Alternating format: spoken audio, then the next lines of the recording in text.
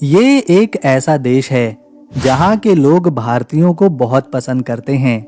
यहाँ की गली गली में आपको देश के झंडे लगे दिखाई देंगे। यहाँ की महिलाएं खुद भारतीय पुरुषों से दोस्ती करने आती हैं। इस देश की प्राकृतिक सुंदरता और रंगीन संस्कृति हर साल लाखों सैलानियों को अपनी ओर आकर्षित करती है। समंदर के किनारे आपको यहाँ की सुंदरता का असली एहसास कराएंगे और यहाँ अमेरिका का सबसे पुराना शहर भी आपको देखने को मिलेगा। ये है डोमिनिकन रिपब्लिक।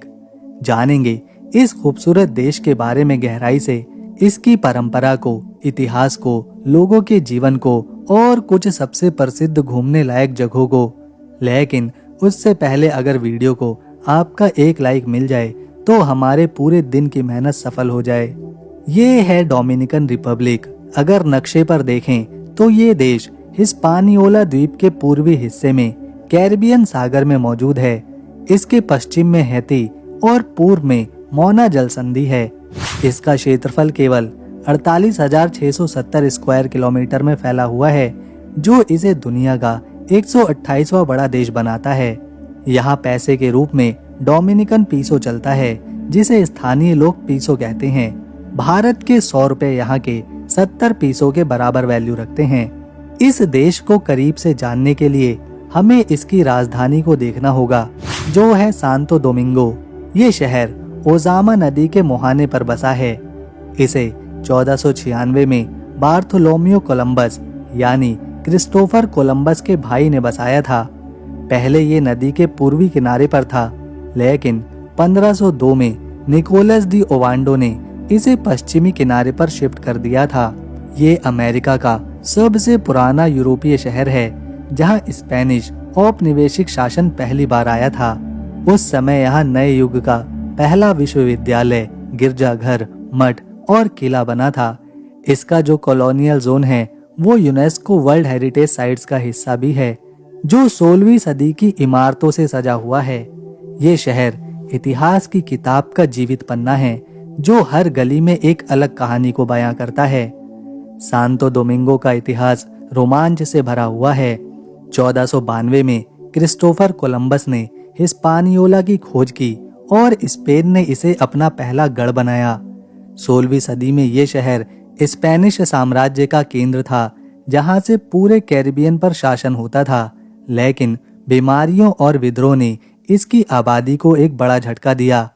1967 में रिजविक संधि से इस द्वीप का पश्चिमी हिस्सा फ्रांस को मिला, जो बाद में हैती देश बना।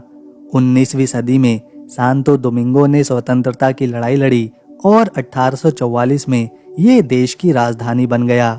आज ये शहर 34 लाख लोगों का घर है, जो स्पेनिश, अफ्रीकी और ताइनो संस्कृति का मिश्रण है। सांतो दोमिंगो में जीवन रंगीन और जीवित है।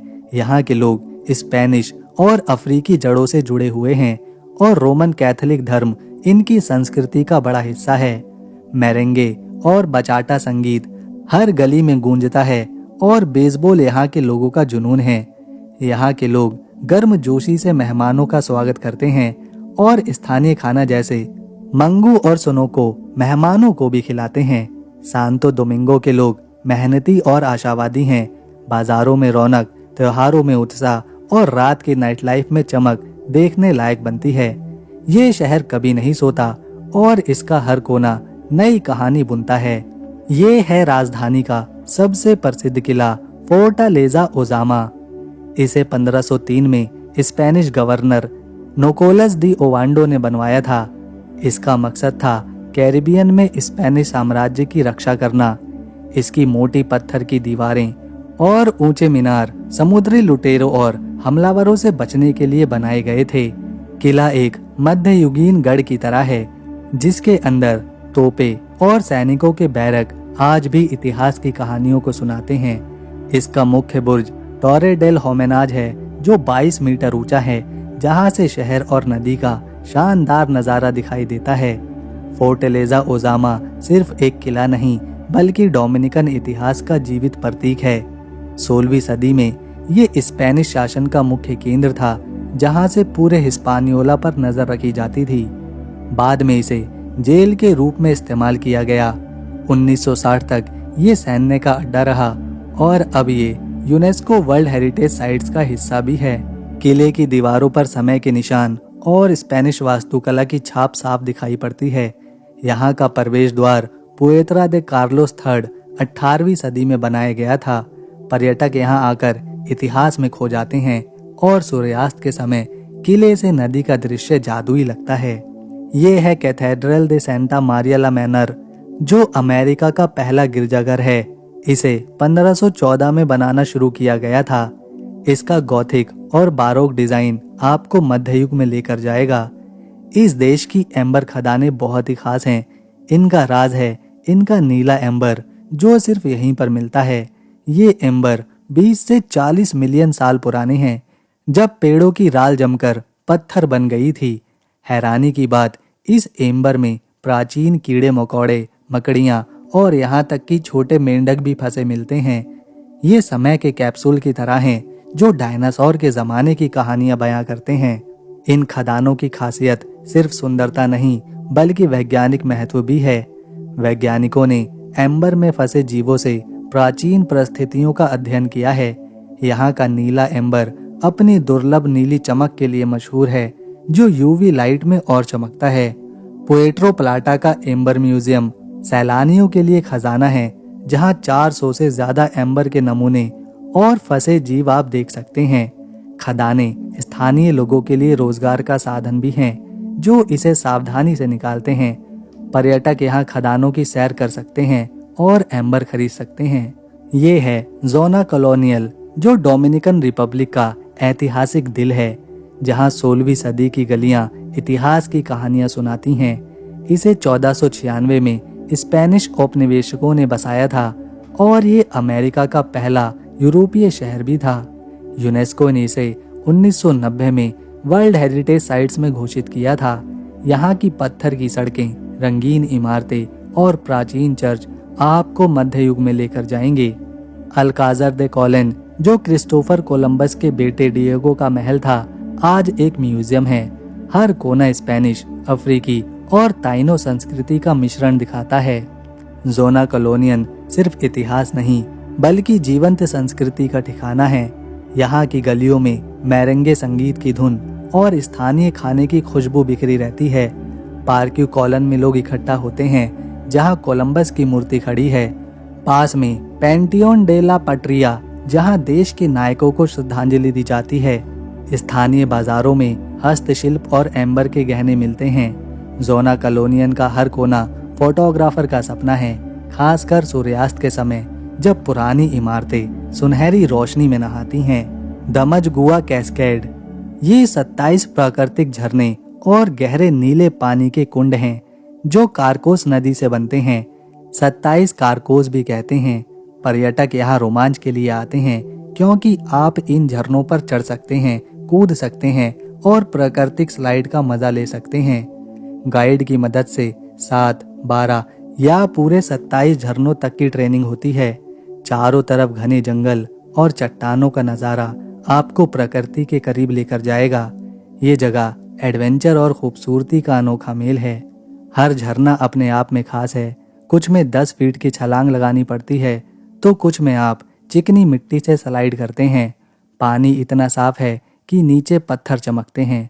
ये जगह स्थानीय समुदाय के लिए खास है, क्योंकि गाइड और मेंटेनेंस से उनकी आजीविका चलती है। पर्यटकों को हेलमेट और लाइफ जैकेट दी जाती है, ताकि वो सुरक्षित रहें। आसपास के जंगल में रंग बिरंगे पक्षी और पेड़ पौधे देखने लायक हैं। पुएत्रो प्लाटा सिर्फ 20 मिनट की दूरी पर यह जगह हर साल हजारों सैलानियों को अपनी ओर खींच लाती है। साओना आइलैंड, ये कैरिबियन का एक छुपा हुआ रत्न है। ये द्वीप अपनी सफेद रेत, नीले हरे समंदर और नारियल के पेड़ों के लिए मशहूर है। यहाँ का मैनोजुआन गांव और पलाया पलमिल्ला बीच स्वर्ग जैसा लगता है। साओना तक पहुँचने के लिए बाया हाइबिया ला रोमाना से स्पीड बोट या कैटामरैन लेनी पड़ती है। रास्ते में तारे जैसे स्टारफिश से भरे प्राकृतिक पूल मिलते हैं। ये जगह इतनी खूबसूरत है कि कई हॉलीवुड फिल्में जैसे पायरेट्स ऑफ द कैरिबियन यहीं पर शूट हुई थी। साओना आइलैंड छुट्टियों और फोटोग्राफी के शौकीनों का सपना है। इस आइलैंड का जादू सिर्फ समंदर तटों तक नहीं, यहाँ की प्रकृति और संस्कृति का भी कमाल है। द्वीप पर हरे भरे मैंग्रोव जंगल और रंग बिरंगे पक्षी देखने को मिलते हैं। मानोजुआन का छोटा सा गांव स्थानीय मछुआरों का घर है, जहां रंगीन झोपड़ियां और ताज़ा समुद्री भोजन का स्वाद लिया जा सकता है। यहाँ का पानी इतना साफ है कि कोरल रीफ और मछलियां स्नॉर्कलिंग में चमकती हैं। पर्यटक यहाँ सूर्यास्त का नज़ारा, बारबेक्यू का लंच और मेरेंगे संगीत के साथ दिन बनाते हैं। लेकिन द्वीप को साफ रखने के लिए पर्यटकों को नियम मानने पड़ते हैं, क्योंकि ये एक संरक्षित क्षेत्र है। जाराबाकोआ, इसे कैरिबियन का स्विट्जरलैंड कहते हैं। कॉर्डिलेरा सेंट्रल की हरी भरी पहाड़ियों में बसा है ये। 500 मीटर की ऊंचाई पर होने से यहाँ का मौसम ठंडा और सुहाना बना रहता है। याक्यू डेल नॉर्ते नदी यहाँ की धड़कन है, जो राफ्टिंग के लिए मशहूर है। जाराबाकोआ अपने झरनों जैसे साल्टो दे जेमिनोआ और कॉफी के बगानों के लिए मशहूर हैं। यहाँ के घने जंगल और पाइन के पेड़ आपको यूरोप की वादियों का एहसास कराते हैं। पीको दुआर्ते कैरिबियन सागर का सबसे ऊंचा पर्वत है। यहाँ से ट्रैक शुरू होता है।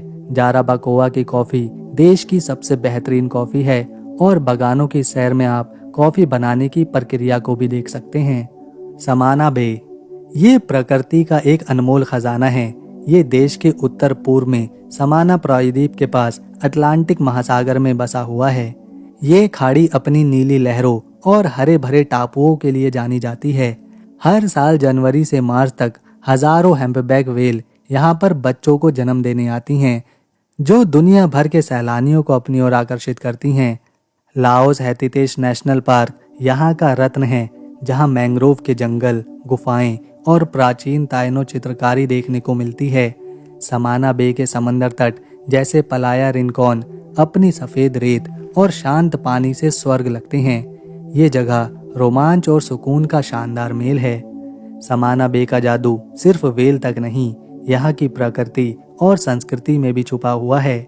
वेल देखने की बोट टूर यहाँ का मुख्य आकर्षण है, जहाँ आप इन विशाल जीवों को करीब से देख सकते हैं। लॉस हैतिसेस की गुफाओं में ताइनो जनजाति के 3000 साल पुराने चित्र इतिहास की कहानी को दिखाते हैं। केयो लिवितांदो एक छोटा सा टापू है, जो अपने क्रिस्टल साफ पानी और रेतीले तटों के लिए मशहूर है। यहाँ मेरेंगे संगीत और ताज़ा मछली का लंच मज़ा दोगुना कर देता है। स्थानीय लोग गर्मजोशी से मेहमानों का स्वागत करते हैं। यहाँ पर आप सूर्यास्त का अनोखा नज़ारा देख सकते हैं। तो दोस्तों, अगर आपको हमारी मेहनत, वीडियो और इन्फॉर्मेशन पसंद आई तो इसे एक लाइक दें, शेयर करें और चैनल को सब्सक्राइब करना ना भूलें, ताकि आने वाली वीडियो आपसे मिस ना हो। हम मिलेंगे नेक्स्ट वीडियो में। तब तक के लिए नमस्कार, अपना ख्याल रखें।